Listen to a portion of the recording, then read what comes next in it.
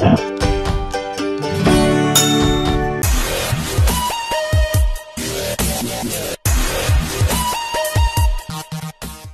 guys, welcome to TechStream. இந்த வீடியோல என்ன பார்க்க போறோம் அப்படினு பார்த்தனா புதுசா லான்ச் ஆயிருக்கூடிய iPhone SE 2020 ஓட டிசைன் அண்ட் ஸ்பெசிஃபிகேஷன் பத்தி தான் பார்க்க போறோம்.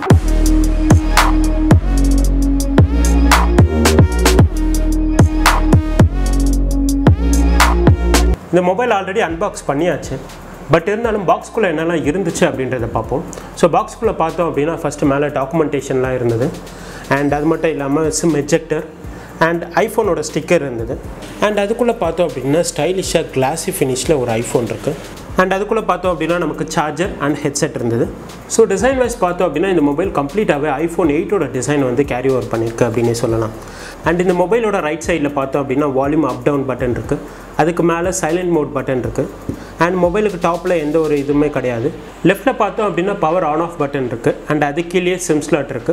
இந்த SIMல பார்த்தோம் அப்படினா ஒரு SIM போட முடியும், which means ஒரே ஒரு physical SIM மட்டும் இதல இன்சர்ட் பண்ண முடியும். அதுவும் நானோ SIM மட்டும் தான் போட முடியும்.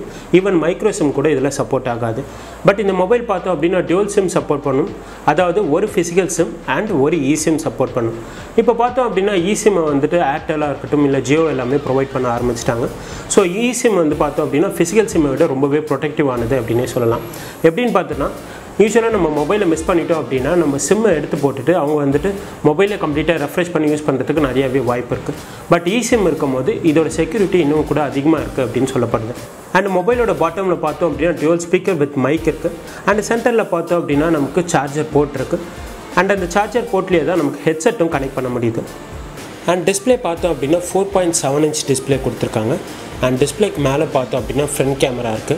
And அதுக்கு பக்கத்துலயே ஸ்டீரியோ ஸ்பீக்கர் வித் மைக் இருக்கு. And டிஸ்ப்ளேயோட ரெசல்யூஷன் பார்த்தோம் அப்படினா 1334 into 750 pixel which is HD resolution but full HD கிடையாது. And டிஸ்ப்ளேக்கு பாட்டம்ல பார்த்தோம் அப்படினா நமக்கு ஹோம் பட்டன் இருக்கு. And அது மட்டும் இல்லாம அந்த ஹோம் பட்டன்லயே நமக்கு டச் ஐடி இருக்கு, which means fingerprint sensor அங்கேயே ப்ரொவைட் பண்ணிருக்காங்க. And பேக்ல பார்த்தோம் அப்படினா ஆப்பிளோட லோகோ சென்டரா பிளேஸ் பண்ணிருக்காங்க.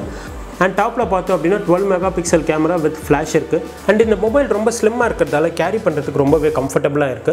And இந்த மொபைலோட டோட்டல் weight பார்த்தோம் அப்படினா 148 கிராம். பிரைஸ் வைஸ் பார்த்தோம் அப்படினா இந்த SE மாடல் இப்போ ரீசன்ட்டா லான்ச் பண்ண ஐபோன்லயே ரொம்ப கம்மியான பிரைஸ்ல லான்ச் பண்ணிருக்கதா சொல்றாங்க.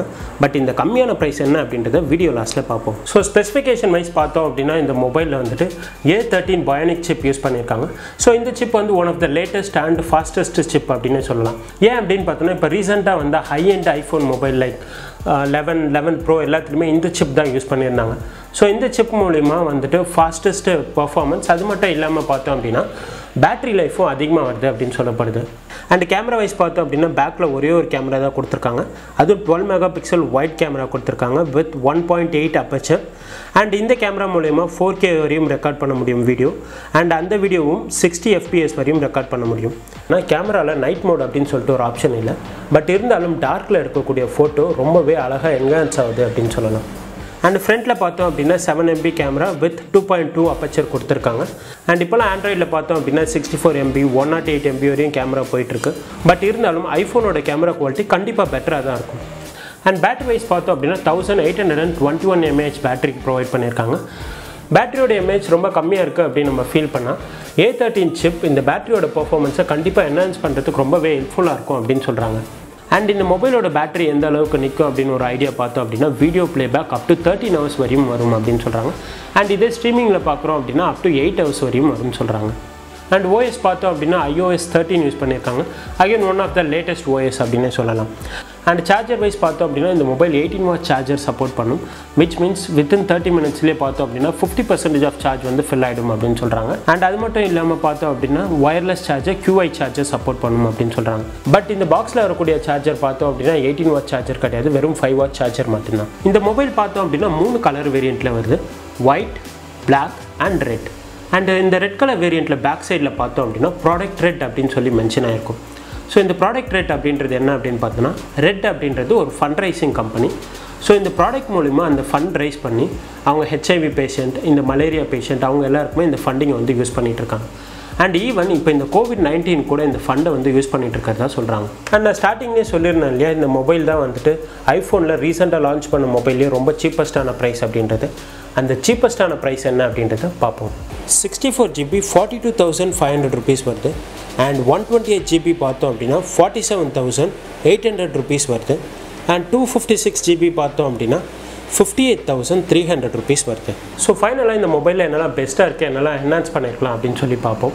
ஸோ பெஸ்ட்டுன்னு பார்த்தோன்னா A13 Bionic சிப் இந்த மொபைலோட ஓவரால் பர்ஃபார்மன்ஸை என்ஹான்ஸ் பண்ணி ரொம்பவே பூஸ்டப் பண்ணுது அப்படின்னு சொல்லலாம். அண்ட் அது மட்டும் இல்லாமல் பார்த்தோம் அப்படின்னா iPhone 8ஓட அதே அவுட்லுக் டிசைனாக இருந்தாலும் யூஸ் பண்ணுறதுக்கோ ஹேண்டில் பண்ணுறதுக்கோ ரொம்பவே கம்ஃபர்டபுளாக இருக்குது அப்படின்னு சொல்லலாம். ஸோ என்ன விஷயம்லாம் என்ஹான்ஸ் பண்ணியிருக்கலாம் அப்படின்னு பார்த்தோன்னாக்கா, இந்த அளவுக்கு பவர்ஃபுல்லான சிப் கொடுத்துட்டு டிஸ்பிளேயோட சைஸ் ஜஸ்ட் 4.7 inch கொடுத்துருக்கிறது அந்த அளவுக்கு கம்ஃபர்டபுளாக இல்லையோ அப்படின்னு ஃபீல் ஆகுது. ஏன் அப்படின்னு பார்த்தோன்னா, ஒரு கேம்ஸ் விளையாடுறதுக்கோ இல்லைனா ஒரு வீடியோ எடுத்துகிட்டு அந்த வீடியோ வந்துட்டு iMovieல எடிட் பண்ணும்போது அந்த அளவுக்கு கம்ஃபர்டபுளான ஃபீல் இல்லை அப்படின்னு தான் சொல்லணும். அது மட்டும் இல்லாமல் இந்த mobile 18 watts fast charger support பண்ணணும் அப்படின்னும் போது ஃபாஸ்ட் சார்ஜரை பாக்ஸ் கூடயே கொடுத்துருக்கலாம். அது இல்லாமல் அதை நம்ம தனியாக வாங்கணும் அப்படின்றது அகெயின் ஒரு பர்டன் தான். ஸோ கைஸ், உங்களுக்கு இந்த வீடியோ பிடிச்சிருக்கும்னு நினைக்கிறேன். உங்கள் ஃப்ரெண்ட்ஸ் யாராவது இந்த மொபைல் வாங்கணும் அப்படின்னு நினச்சிட்டு இருந்தாங்கன்னா அவங்களுக்கு இந்த வீடியோவை ஷேர் பண்ணுங்கள். மீண்டும் அடுத்த வீடியோவில் சந்திப்போம். அதுவரை உங்களிடமிருந்து விடைபெறுவது சந்துரு.